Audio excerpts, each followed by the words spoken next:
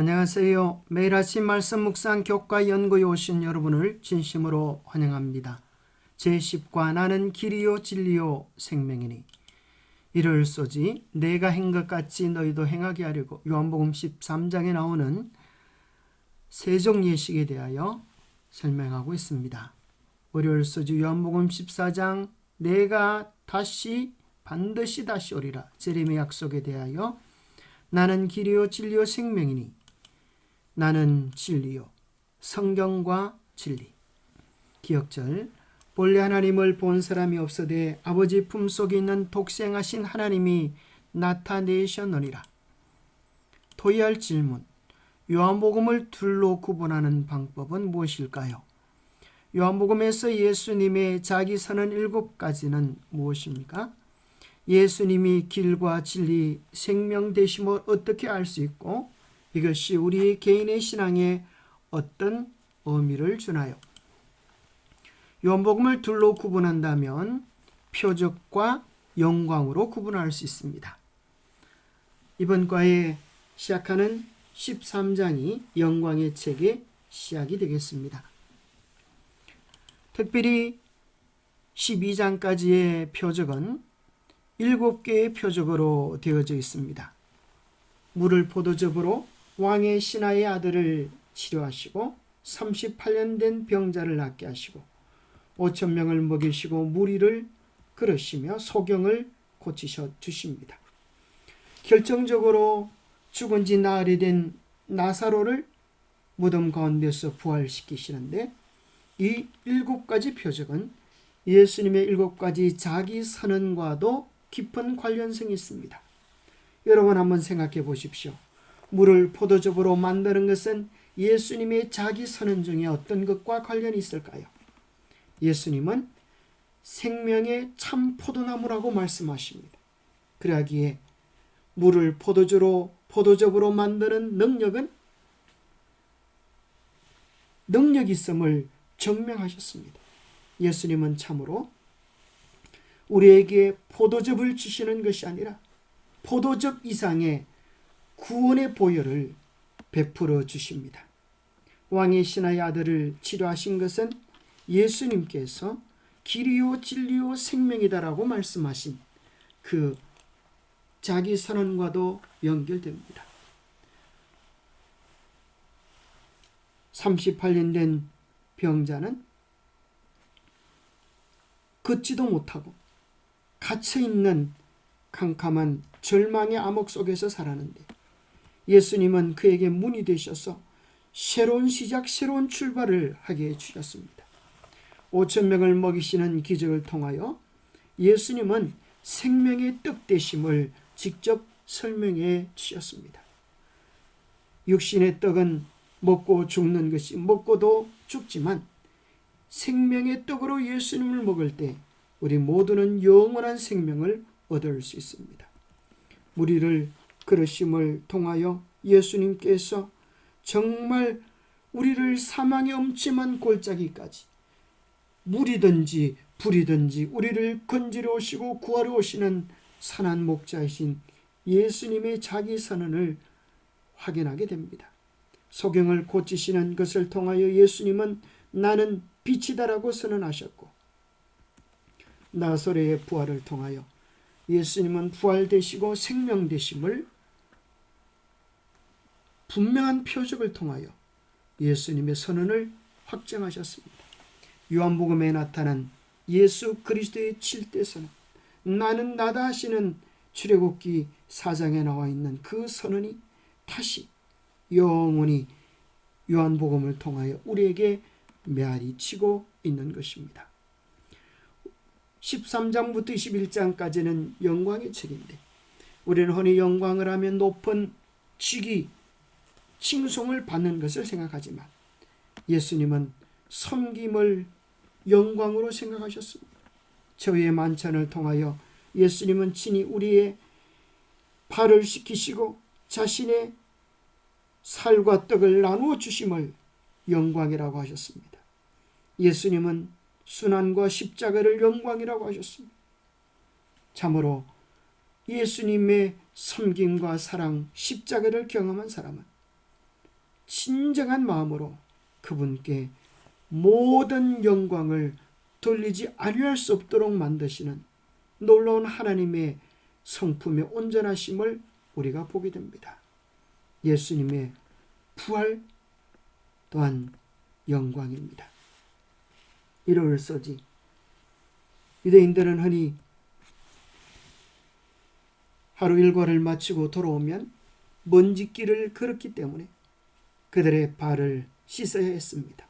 대부분 집에 있는 종이 그들의 발을 씻고 저녁 만찬에 참여할 수 있도록 도와주었지만은 그들 중에는 종이 없었기에 다들 서로 누가 높으냐 눈치를 보면서 상대방의 종이 되기를 싫어했습니다. 서로 경쟁하며 잘난 체하는 그 가련한 제자들을 보고 예수님은 참으로 이제껏 가르쳤지만 아직 도의 기초에도 이르지 않은 그들을 예수님은 외면하거나 책망하거나 배척하지 않으시고 그들의 발을 씻겨주시면서 끝까지 사랑하시는, 그래도 사랑하시는 예수님의 마음을 표현해 주셨습니다.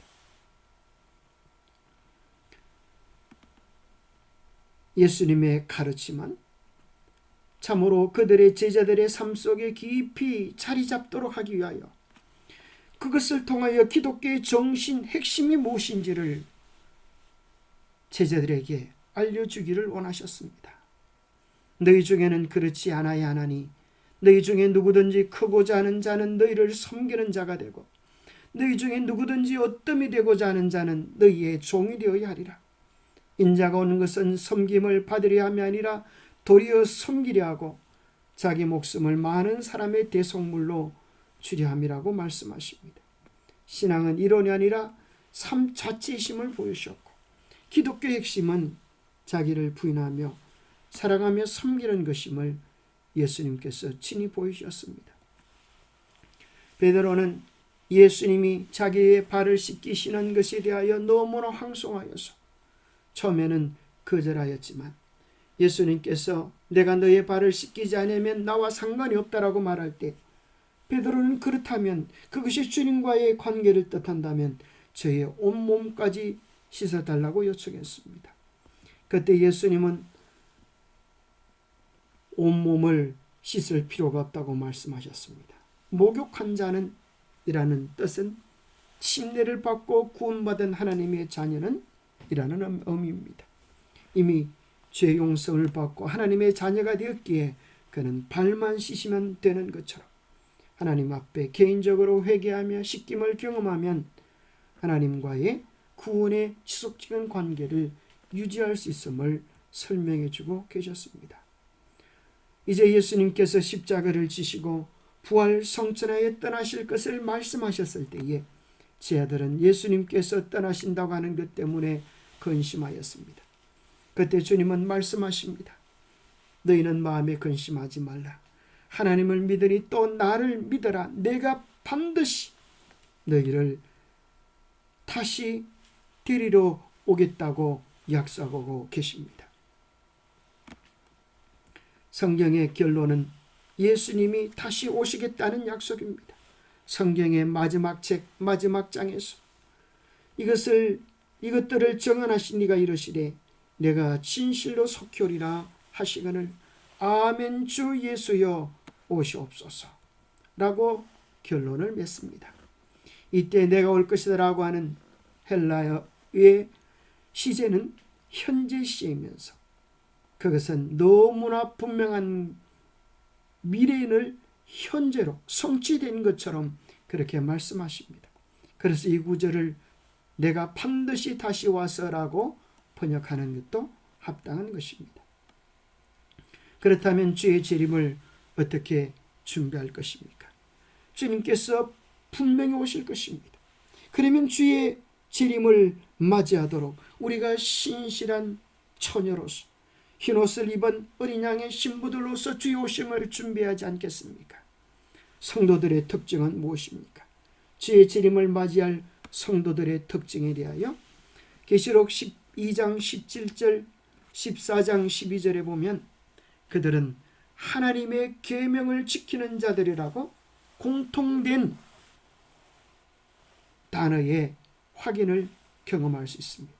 그들은 예수님에 대한 믿음, 예수님에 대한 증거를 가졌을 뿐 아니라 하나님의 계명을 신실히 지키는 자라고 하는 공통된 언급을 발견하게 되는데, 놀랍게도 오늘 이 시대가 하나님의 계명을 어기고 하나님께 반역하고 있다고 하는 사실을 알고 계십니까? 트럼프는 죽을 만한 위기에서 살아나서 자기를 살려준 것은 하나님이시고, 자기를 살려준 분은 하나님이시고, 하나님께서 자기를 살려주신 이유가 미국을 구하라고 하는 사명을 부여받았다고 그는 외쳤습니다. 그리고 그는 수많은 개신교도들의 지지를 얻으면서 정말 신실한 신앙인의 모습을 보여줍니다. 그러면서 왜 개신교회가 트럼프에게 밀고 그를 믿고 지지하는가? 이유는 미국을 다시 잃어버렸던 기독교 정신으로, 미국의 초기 정신으로 돌이킬 수 있다고 믿기 때문입니다. 그래서 그는 동성연애를 법으로 금지하는 것들을 요구하고, 공립학교에서 기도할 수 있도록 하는 것, 산모의 낙태법을 금지하는 것, 마약을 강력하게 건절하는 것, 이러한 것들을 법으로 금지할 뿐 아니라 많은 사람들이 일요일날 교회를 가도록 하는 일을 법으로 정할 것을 요청하고 있습니다. 일요일날 모든 사람들이 교회를 가도록 하는 것은 얼마나 좋은 일처럼 여겨집니까? 그런데 문제는 이것입니다. 하나님의 십계명이 원래는 제7일 안식일 토요일 예배에서 교묘하게도 태양신을 섬겼던 일요일 예배로 변경되어졌다고 하는 사실을 아십니까? 출애굽기 20장에는 우리가 아는 분명한 십계명의 10가지 조항을 발견하게 되는데, 천주교회는 두 번째 우상을 만들지 말라는 계명을 없앴습니다. 그리고 안식일을 기억하여 거룩히 지키라고 하는 계명을 일요일로 변경시켜 주일을 지키고로 바뀌고, 하나 모자라는 것을 채우기 위하여 10번째 계명을 둘로 만들어서 십계명을 변경했습니다. 하나님을 예수 그리스도를 신실히 믿고 그 믿음의 열매, 그것이 하나님의 계명을 지키는 신실함으로 예수 그리스도의 성품을 나타내는 것으로 우리의 삶에서 나타나야 하지 않겠습니까? 화열서지 나는 길이요 진리요 생명이. 도마가 주여 주께서 어디로 가시는지 내가 알지 못하거늘 그 길을 어찌 알겠삼나이까? 라고 여쭈었을 때 예수님께서 내가 곧 길이요 진리요 생명이라고 말씀하셨습니다. 예수님은 어디로 가는 길이십니까? 예수 그리스도는 아버지께로 가는 길, 영원한 생명으로 천국으로 가는 길이라고 말씀하셨습니다. 진리는 이 세상의 어떤 논리나 교리, 인간의 학설들이 아니라 예수님 자체의 자신이 진리라고 선포해 주신 것입니다.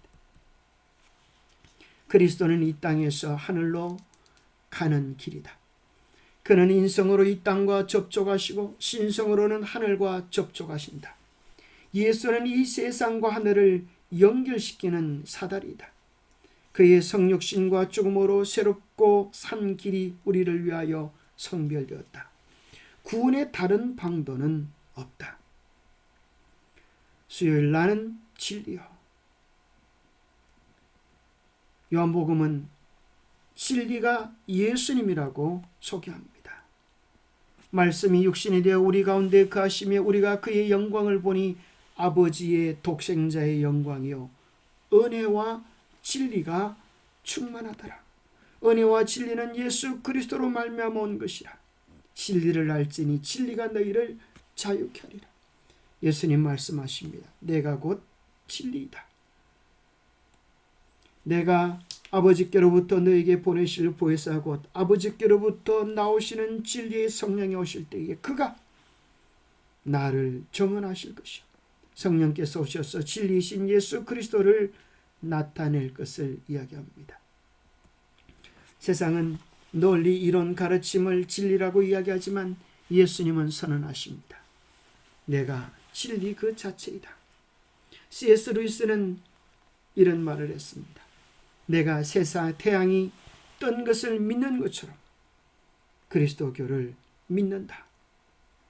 빛을 볼 수 있기 때문만이 아니라 그 빛에 하여 내가 다른 모든 것을 보기 때문이다.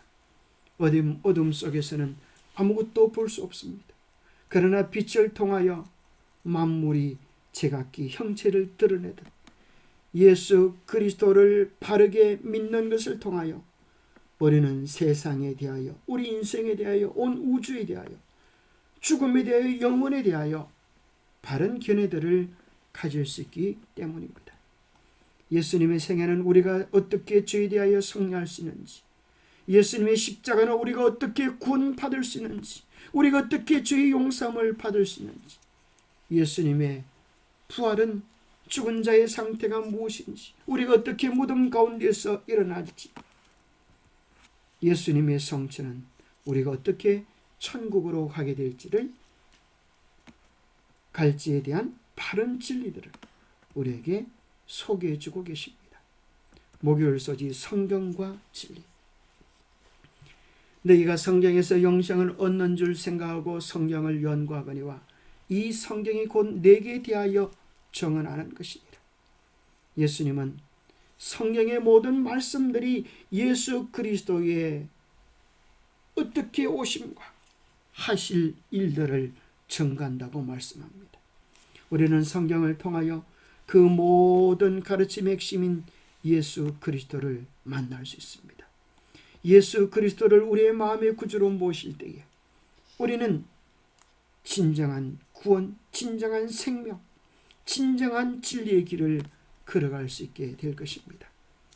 성경 전체는 길이요 진리요 생명이신 예수님에 대하여 알려주는 중요한 역할을 하고 있는 것입니다. 성경은 구약과 신약으로 나누어져 있는데요. 구약은 인류가 어떻게 창조되었고 어떻게 죄를 지었고 죄를 지은 우리를 구원하기 위하여 예수님께서 이 땅에 어떻게 오시고 어떻게 죽으시고 어떻게 부활하실지에 대한 예언을 기록해 주고 있습니다. 신약은 예수님께서 다시 오셔서 죄와 아픔 많은 이 세상에서 우리를 구원하셔서 영원한 하늘로 인도해 가실 것을 약속해 주고 있습니다. 그로 구약의 중심 주제는 초림입니다. 이 세상에 십자가에 달리기 위하여 오실 예수 그리스도를 보여주고 재림은 다시 오실 예수님을 소개해 줍니다. 성경 전체의 주제는 예수 그리스도입니다. 기도하겠습니다. 하나님 아버지 참으로 감사합니다.